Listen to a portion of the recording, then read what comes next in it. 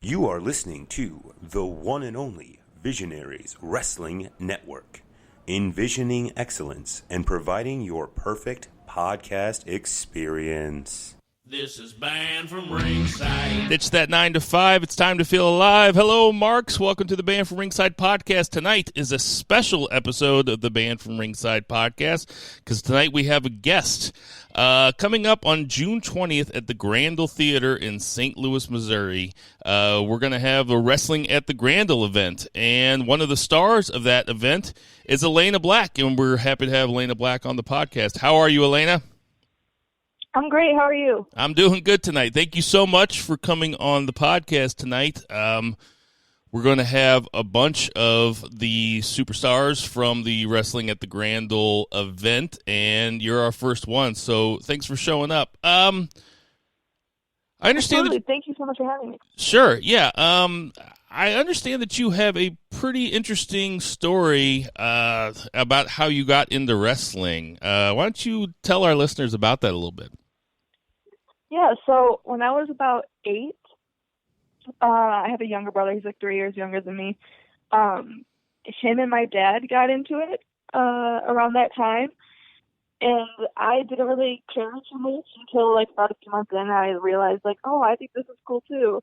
Eventually, my brother he like grew out of it within like probably maybe a year, and then I just kind of stuck with it, and I was like, oh my god, I want to do this for like the rest of my life. So I started watching when I was 8. I wanted to do it ever since then. And then I started trying to get trained when I was like, by the time I was like 12. And obviously nobody was going to train me that young. So I did MMA in the meantime. I think I started when I was like 14, 15. And then I did that for about a year, then started training. And then I graduated high school like 2 years early.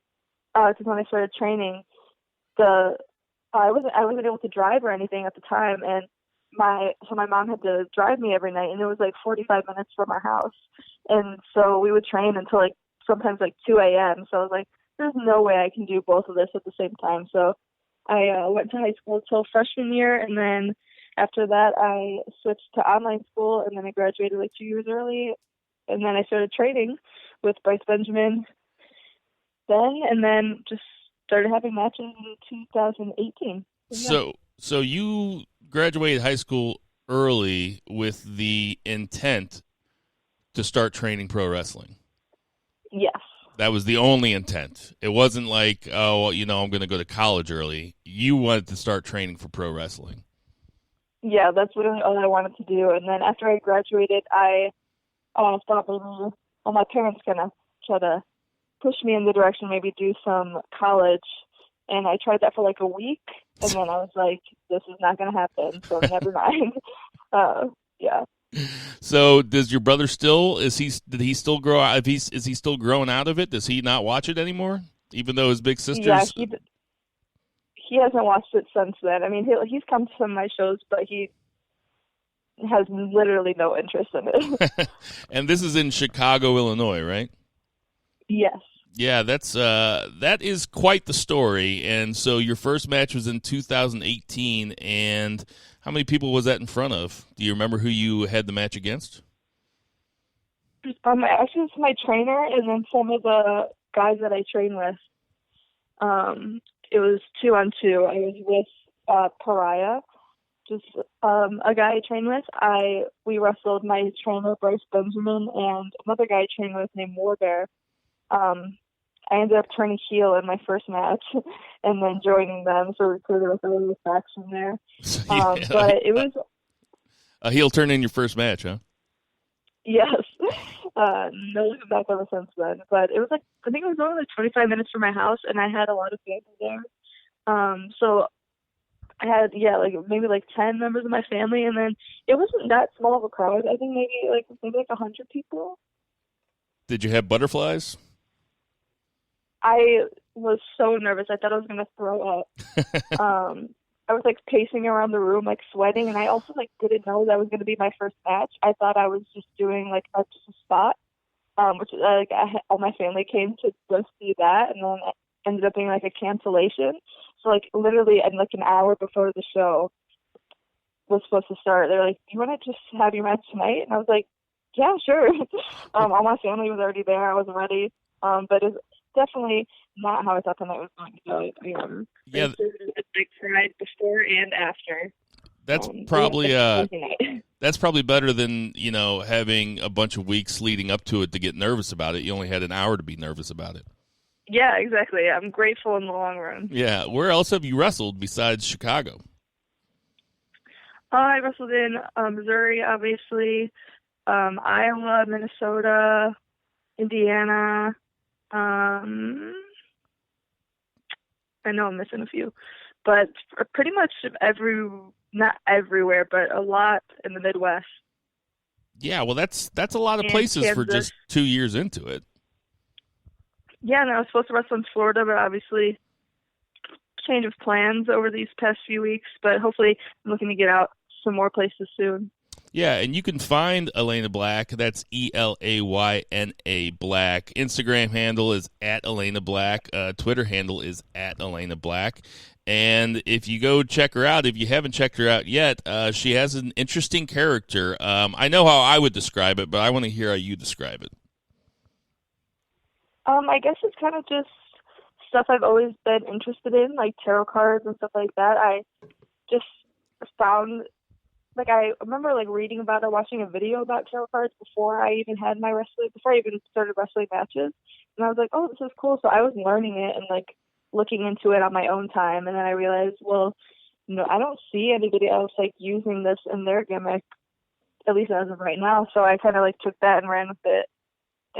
But yeah, it was a total non-wrestling thing at first. I just thought it was interesting and all the kind of gothic kind of punk rocky stuff I've always kind of been into. So I just kind of created that into one and just try to think of it as what an interesting movie or story character would be, and then try to fit that into what I'm doing, as well as interests of mine outside of wrestling.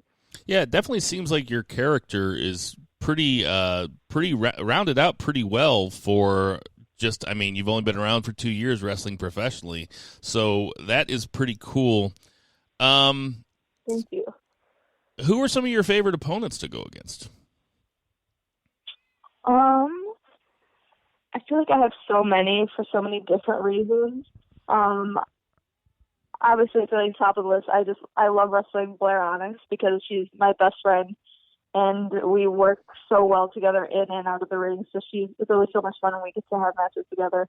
But I think as far as solid singles matches, and I could always look forward to having a good night, would be Lainey Luck. We've been having a feud in freelance for a while, and just I feel like we have very good chemistry together. So she's always someone I love to wrestle. I've also wrestled my trainer a few times. He's someone I always had fun wrestling, and even the training and everything. But yeah, those are, I would say, a few.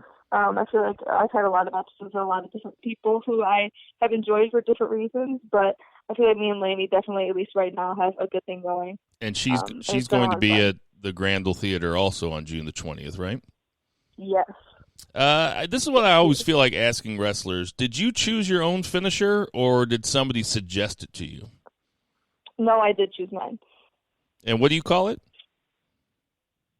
I don't have a specific name for it right now. It's just a double underhook DDT. I'm a huge Jon Moxley fan. Yeah. And I didn't really see a whole lot of other girls using that, so I was like, yeah, I'll just do this. So because it's I think it's one of the coolest and underrated moves, and Jon Moxley used it, and I'm paying homage to him because he's one of my favorite wrestlers. Yeah, he's a badass. I also understand you're a pretty big CM Punk fan. Is that true? Yes, that's my favorite wrestler of all time in the entire world. Was he the one that, when you started watching it when you were 8, was he the one that caught your attention initially, or is that the Chicago connection, or a little bit of both? It's definitely a little bit of both. Him and Edge were my very first favorite wrestlers of all time, so I definitely think them two, especially CM Punk, kind of could probably see it in some of my matches, get inspiration from them. But especially CM Punk, everything he does, I think, is amazing. Is there anybody else that's currently? What do you watch when you watch wrestling now? Do you watch? I guess you're kind of a student now that you're a professional. Do you kind of watch it all? Is there something that you like better than others? Any types of match that you like better? I feel like I kind of try to watch everything. I think I definitely look at it differently now as a wrestler than a fan, although I still love wrestling to death.